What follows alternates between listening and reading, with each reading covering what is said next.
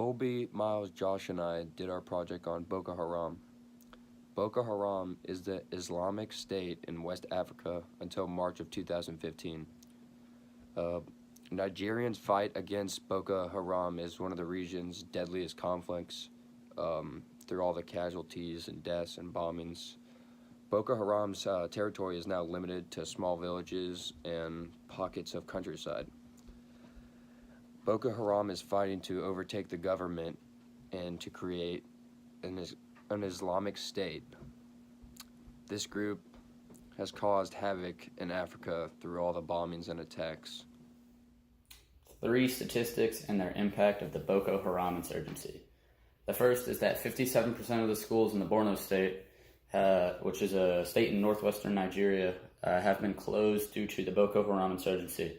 This has affected around 3 million kids' access to education, which I believe is a basic right that the Boko Haram are effectively stripping from these kids.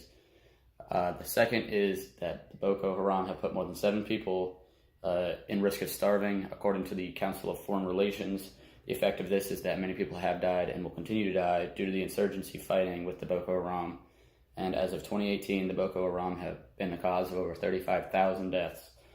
The last statistic is that over 2 million people have been dispersed from their homes, making them find homes in refugee camps or wherever they can find shelter.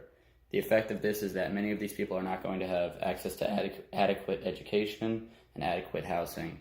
Another effect of this is that the infrastructure in the Borno state, where these people are mostly displaced from, will become degraded, and the infrastructure will be much less effective when this conflict is resolved and they all move back to their previous homes. Boko Haram has affected the lives of many people, mainly Africans who live in Nigeria. One incident that occurred 6 years ago on July 6, 2013, was a shooting at a secondary school in Mamudo, Nigeria. The casualties were relatively high, with at least 42 deaths and many others injured. The majority of the casualties were students, with a few staff members included. Another incident that happened more recently on February 16, 2019, was an attack on Nigeria's city of Maiduguri. 2 casualties were shot, and many others were killed by suicide bombers. Somebody who would be a great spokesperson for this issue is Khalid Husseini, the author of The Kite Runner, because he's seen things that are similar to what these people are doing, and he would gladly do anything he can to help end these incidents. People around the world have been tweeting, "Bring back our girls," to spread awareness, to inflict pressure on the Nigerian government to take military action against Boko Haram.